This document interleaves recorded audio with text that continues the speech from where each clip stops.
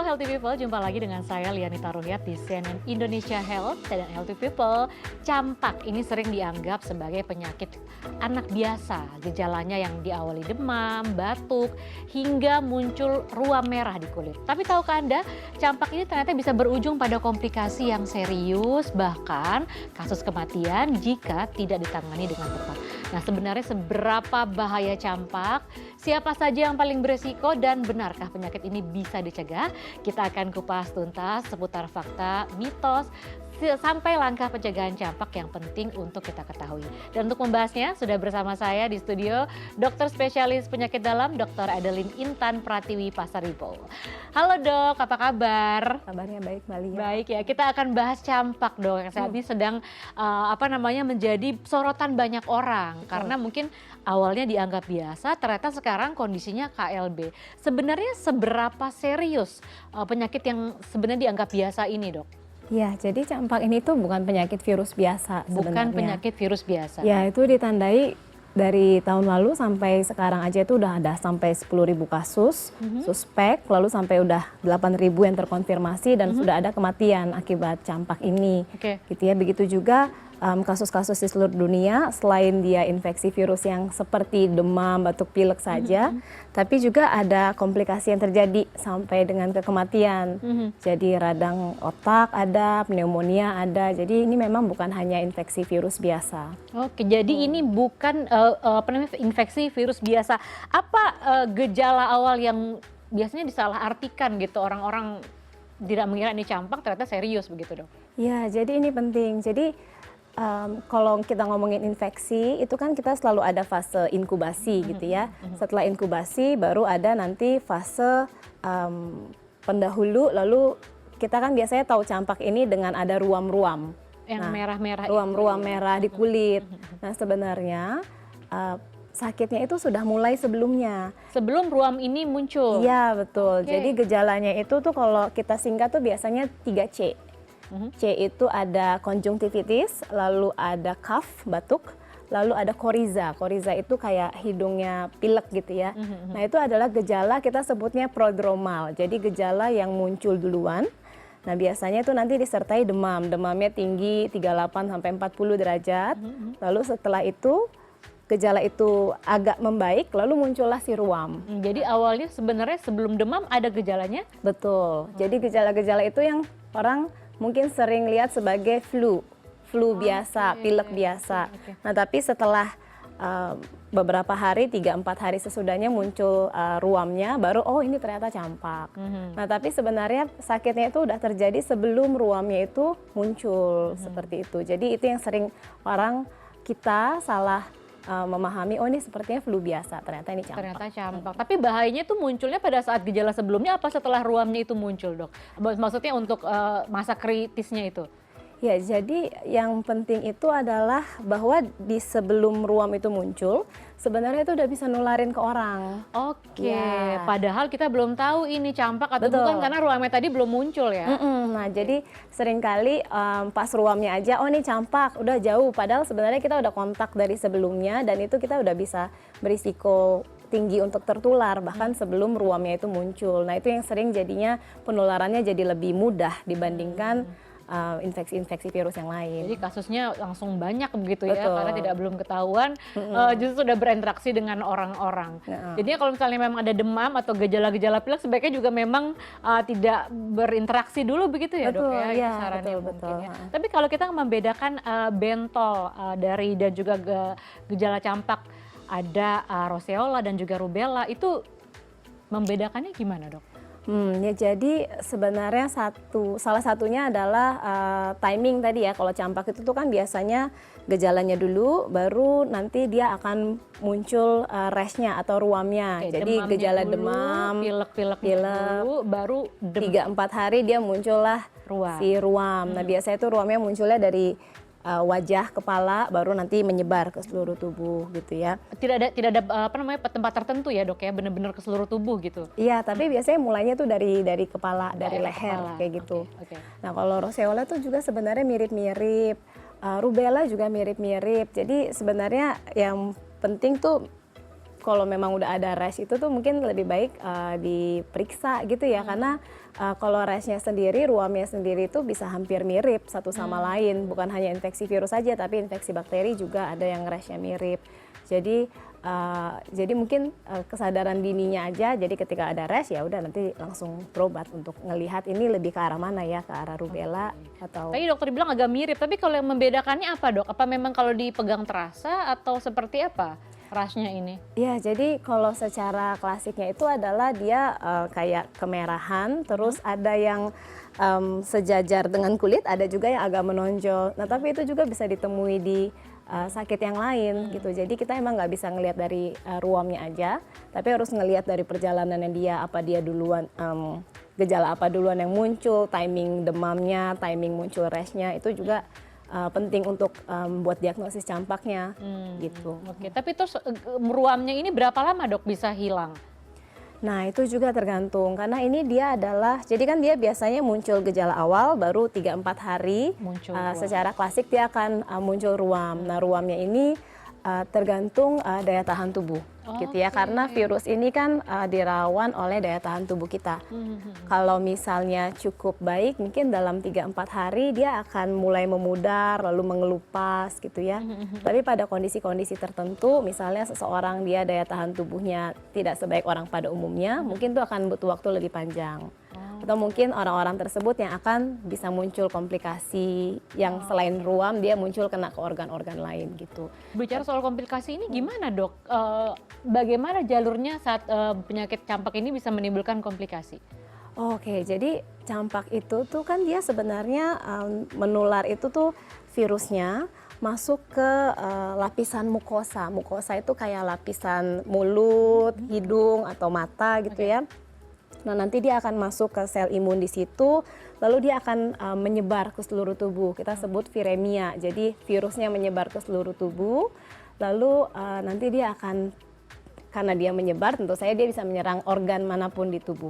Makanya dia bisa kena ke paru, pneumonia, dia bisa kena kemana, kepala, ensefalitis gitu ya, atau dia bisa bikin gejala yang sering lagi telinga. Jadi karena kan ada mukosa juga di telinga, atau gastrointestinal, saluran pencernaan. Jadi seringkali orang campak dia juga dengan mencret-mencret gitu ya, jadi buang-buang air besar gitu. Jadi dia karena memang virusnya itu menyebar lewat seluruh tubuh, di dalam seluruh tubuh, maka gejalanya juga bisa ketemu di semua organ tubuh. Artinya resikonya jadi lebih besar. Betul. Ketika juga daya tahan tubuh kita tidak bisa melawan virusnya tadi gitu ya dok ya. Makanya tadi dokter bilang ada kasus-kasus yang menjadi berat. Betul. Kemudian harinya. Kalau misalnya campak, ini kan dibicarakan anak-anak gitu ya dok ya. Ini sebenarnya memang mereka yang paling beresiko atau seperti apa? Apa orang dewasa juga beresiko dok? Ya. Jadi anak-anak ya jelas itu berisiko karena ada daya tahan tubuh yang mungkin belum Sempurna sematang orang dewasa. Tapi nyatanya ya orang dewasa juga sangat berisiko, karena kita lihat kasus-kasus kedukaan sebelumnya juga terjadi pada orang dewasa gitu ya. Dan pada populasi-populasi tertentu, misalnya orang dewasa dengan gangguan sistem imun, misalnya orang yang cancer atau gangguan autoimun, atau yang pakai steroid jangka panjang, atau yang lagi hamil, itu kan dia juga ada fungsi imunnya yang tidak seoptimal orang pada umumnya. Nah itu tuh akan sangat berisiko untuk muncul campak yang lebih berat atau ada komplikasi-komplikasi. Oke, jadi itu tidak hanya anak-anak yang anak-anak. karena imunnya belum sempurna tadi, orang dewasa juga yang punya masalah dengan sistem imun juga harus berhati-hati dengan serangan dari campak ini. Nah, kita bicara soal vaksin dok, kira-kira kalau anak-anak kan divaksin, nah kalau orang dewasa gimana nih vaksinnya soal campak? Jangan dijawab dulu dok, kita akan kembali membahas terkait seputar campak. CNN Indonesia Health segera kembali.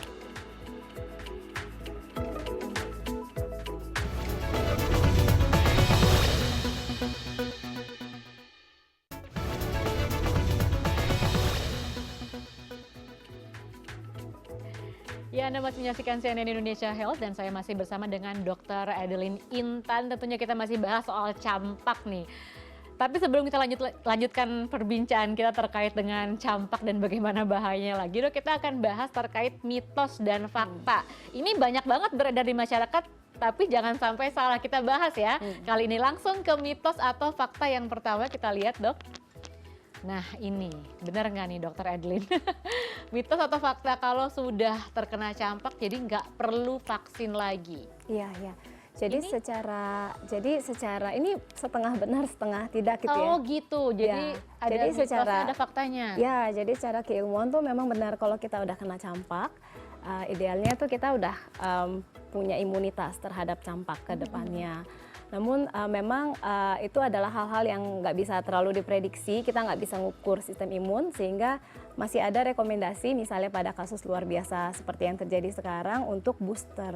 Oke. Gitu. Jadi ini mungkin setengah yes setengah no gitu ya. Oke. Tapi secara teori memang kalau udah pernah kena dia akan imun untuk berikutnya. Seharusnya seperti Ya, ini, tapi seperti karena itu. kasusnya luar biasa boleh di booster begitu Ya, ya. betul. Termasuk orang dewasa juga nggak, Dok? Termasuk orang dewasa yang high risk gitu ya. Jadi yang memang mungkin tenaga kesehatan atau yang memang dia ada kontak gitu segala macam. Jadi kalau anak tuh vaksin campaknya berapa, bisa dijelaskan nggak, Dok? Yang pertama kali dilakukan kapan, kemudian boosternya kapan? Nah, kalau saya nggak salah tuh anak itu umur 9 bulan, 18 bulan sama 5 tahun ya, MMR ya. Oke, jadi Mungkin nanti 9, bagian anak yang dan lebih juga, detail. dan 8, kemudian yang 9 9 bulan, 18 bulan, dan yang 5 tahun. Nah, Kalau orang dewasa tambah lagi booster kalau misalnya memang ada resiko itu Ada tadi ya.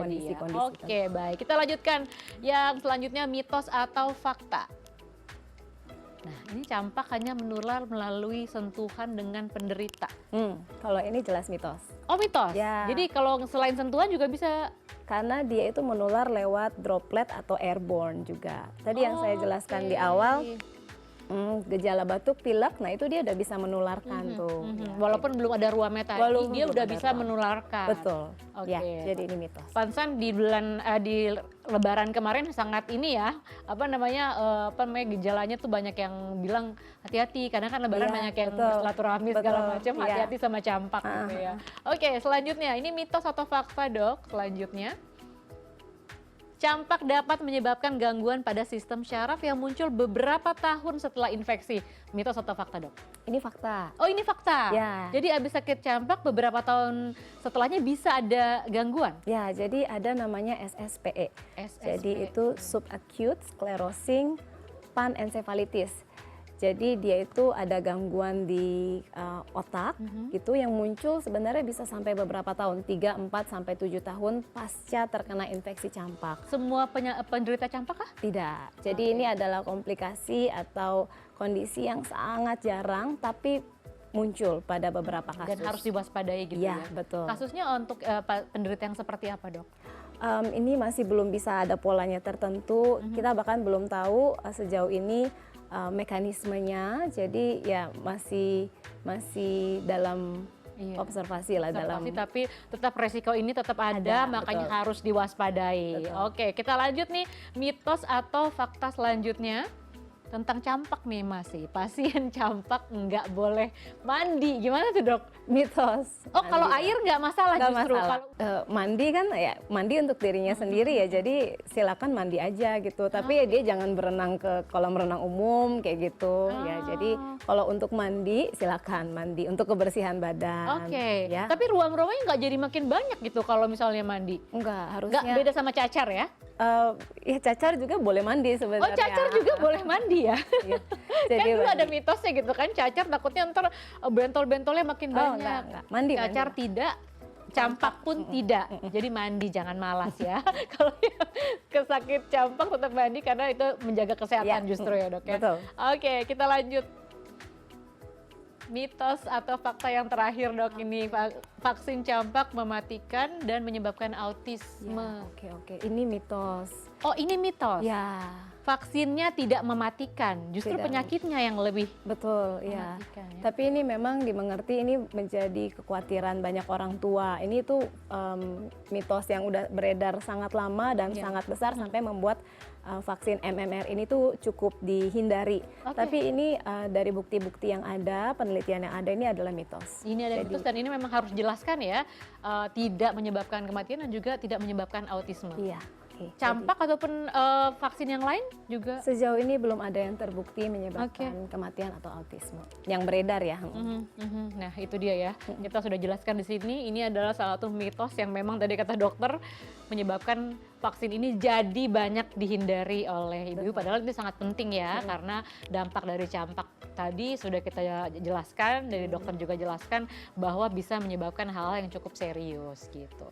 Kita lanjutkan lagi dialognya setelah Mitos Fakta, Dok. Nah, ini kalau misalnya ada orang infeksi campak, ini langkah penanganan yang sebenarnya harus langsung sigap cepat dilaksanakan apa, Dok, supaya faktor resikonya nggak terlalu sampai parah banget gitu, sampai kayak tadi kan banyak ya dokternya karena bisa menginfeksi yang lain juga di bagian-bagian organ yang lain gitu. Iya, oke.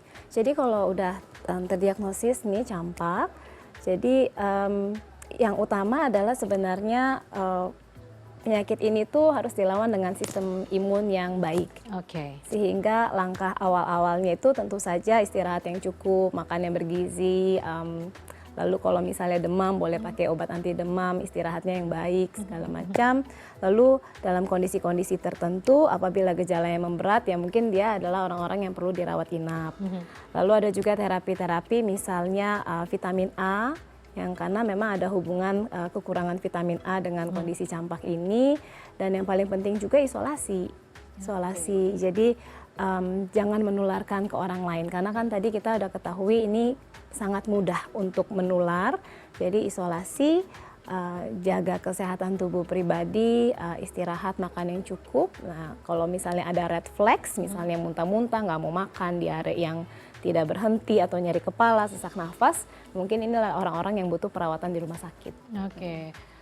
Itu dia kalau misalnya terkena campak harus segera lakukan penanganannya seperti yang dokter jelaskan tadi. Kalau untuk lansia itu gimana? Ini termasuk kelompok yang rentan juga atau siapa sebenarnya kelompok yang rentan karena bisa terkena komplikasi setelah dapat penularan campak gitu, Dok? Iya, yang rentan itu tuh banyak di usia-usia ekstrim, misalnya yang muda di bawah 5 tahun. Yang baik banget begitu ya, sama yang? Atau yang tua sekali gitu ya, karena berhubungan dengan sistem imunnya yang tidak optimal dibandingkan yang mungkin sehat dan usianya produktif masih muda gitu ya.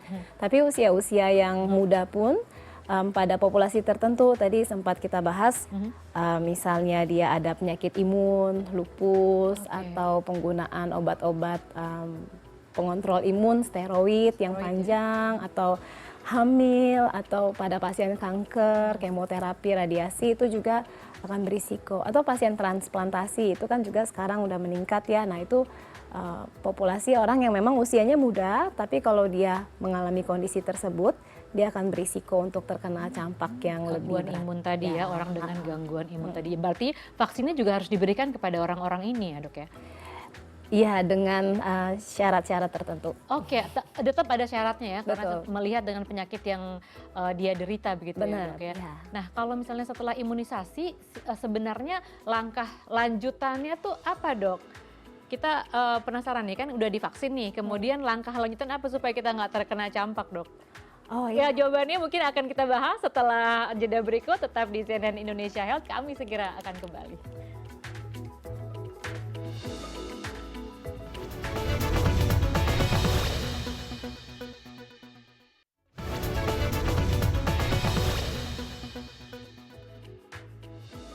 Anda kembali menyaksikan CNN Indonesia Health dan saya masih bersama dengan dokter spesialis penyakit dalam, Dr. Adeline Intan. Kita masih bahas terkait campak. Nah, kita tadi sudah bahas panjang lebar terkait vaksin ini. Sebenarnya, Dok, seberapa banyak vaksin campak ini menjadi bagian program imunisasi dan perannya tuh seberapa besar untuk menekan campak di Indonesia gitu dengan ada vaksin ini? Ya, jadi perannya kalau bukan yang terutama ya pakai penting sekali karena dia akan membantu seseorang itu untuk imun terhadap campak ini. Jadi kalaupun dia tertular, dia harusnya tidak terkena campak yang berat gitu. Itu kan yang kita hindari. Jadi itu penting untuk masing-masing orang, masing-masing anak itu untuk diimunisasi supaya nanti di komunitas tersebut itu terbentuk komunitasnya yang imun. Jadi kalaupun ada orang yang kena, dia dikelilingi oleh orang yang imun. Jadi tidak akan mudah menyebar di komunitas tersebut. Nah, kurangnya adalah karena sekarang kan kesadaran untuk imunisasi itu mungkin ada yang banyak memilih untuk tidak imunisasi oleh karena mitos-mitos yang beredar. Nah, jadi yang perlu ditekankan adalah untuk vaksin sebelum penyakitnya terjadi, itu penting sekali. Artinya peran vaksin ini memang menjadi salah satu yang utama ya, Ya, karena kalau misalnya tersebar tadi ada lebih banyak orang yang terlindungi daripada yang tidak begitu kan ya dok ya. Kita harus ulang terus-terus vaksinnya atau seperti apa? Dalam jangka apa ketika ada KLB aja atau memang ada periode tertentu yang harus diulang? Ya, jadi kalau misalnya pada anak tadi ada jadwalnya. Tadi ya. Jadwalnya. Jadi kalau misalnya pada kondisi KLB ini juga itu adalah suatu rekomendasi. Jadi belum diwajibkan misalnya kayak kita zaman COVID, tapi ada rekomendasi yang menganjurkan pada orang-orang tertentu yang mungkin punya kontak erat atau yang rentan itu dilakukan booster gitu. Tapi intinya adalah sebenarnya dari kecil itu tuh ngikutin program pemerintah yang vaksin Paket dari awal Betul, itu ya, dari ya. bayi yang usia 9 bulan, kemudian 18 bulan, kemudian Benar. pengulangan di 5 tahun tadi itu. Tapi kalau misalnya sudah semuanya vaksin, sebenarnya langkah selanjutnya apa sih dok setelah imunisasi ini dijalankan? Langkah selanjutnya apa supaya memang benar-benar kita ini tidak perlu ada pengulangan antara KLB lagi, mungkin di masa depan ada lagi KLB campak terjadi yang bikin lumayan panik ya ibu-ibu ya dengan kondisi ini. Jadi vaksin ini kan bukan jaminan pasti bahwa tidak akan ada campak di dunia gitu ya. Jadi kalaupun terkena campak, campaknya nggak sampai komplikasi berat. Nah, tapi yang bisa kita lakukan selain vaksin nih, kalau kita udah lulus nih semua vaksinnya, nah berarti kita harus bisa mendeteksi dini tuh, misalnya ada gejala-gejala campak, berarti kalau kita tahu kita batuk, pilek, atau 3C tadi, nah kita berarti pakai masker, isolasi, nggak masuk sekolah, nggak masuk kerja gitu ya. Karena kalau dia influenza ataupun campak gitu karena gejala yang mirip, kita nggak menularkan ke orang lain, jadi isolasi. Yang kedua ya jaga kebersihan pribadi, cuci tangan, pakai masker, lalu kalau lagi sakit ya jangan menyentuh bagian-bagian terus salaman sama orang kayak gitu. Nah kalau memang sakit juga berarti ya mencari pengobatan gitu ya, cari pengobatan yang sesuai, itu mungkin yang bisa dilakukan ya. Artinya ada protokol kesehatan yang mungkin Tetap mirip-mirip ya betul. untuk dengan waktu kita COVID dengan isolasi diri dan sebagainya. Kalau COVID dulu seingat saya sekitar 14 hari dulu cukup lama ya dok ya. Kalau untuk lumayan. penyakit campak ini rekomendasinya berapa lama untuk kita mengisolasi diri? Jadi sebenarnya kalau kita berpatokan sama ruam, dia kan sebenarnya akan infeksius atau bisa menyebarkan infeksi ke orang lain itu bervariasi ya, tapi kalau gampangnya kita ingatnya 4 hari sebelum ruam dan 4 hari sesudah ruamnya muncul. Jadi ya sekitar seminggu lebih ya, mungkin ujung-ujungnya bisa sampai 2 minggu juga gitu ya. Tapi itu tergantung tadi daya tahan tubuh. Jadi 4 hari sebelum, 4 hari sesudah itu masih infeksius. Jadi dalam rentang itu mengisolasi diri sendiri lah. Jadi kalau misalnya udah gejala awal yang dokter sebutkan tadi, isolasi, apalagi setelah muncul ruam dan sudah benar-benar oh ini campak gitu, dipastikan bahwa campak, mengisolasi diri juga supaya tidak beredar di masyarakat ya. Betul. Nah sebagai penutup nih dokter, apa pesan dokter terhadap masyarakat yang mungkin saat ini menghadapi juga ya tidak mau tertular begitu tentunya dengan campak, apa yang kita harus lebih waspadai supaya kita tidak menyepelekan kondisi campak ini? Ya, jadi campak ini tuh bukan penyakit virus tanda kutip biasa gitu ya. Jadi dia akan bisa menyebar ke seluruh tubuh dan membuat komplikasi. Yang penting kita sebagai masyarakat itu adalah mengenali gejala dan melakukan tindakan-tindakan pencegahan sebelum kena atau pas sudah kena, itu tindakan-tindakan pencegahan dan pengobatan itu harus kita kerjakan supaya tidak sampai komplikasi bahkan kematian yang bisa terjadi. Oke, baik Dr. Adeline, terima kasih sudah clear banget semua penjelasannya, termasuk mitos dan faktanya juga tadi sudah dibahas. Terima kasih atas penjelasannya. Semoga kita semua jangan sampai lagi untuk terkena campak dan juga selalu waspada agar ini tidak terjadi lagi ke depannya. Terima kasih dok, sehat selalu. Dan demikian CNN Indonesia Health, saya Lianita Ruhyat, pamit, healthy people, healthy life. Sampai jumpa.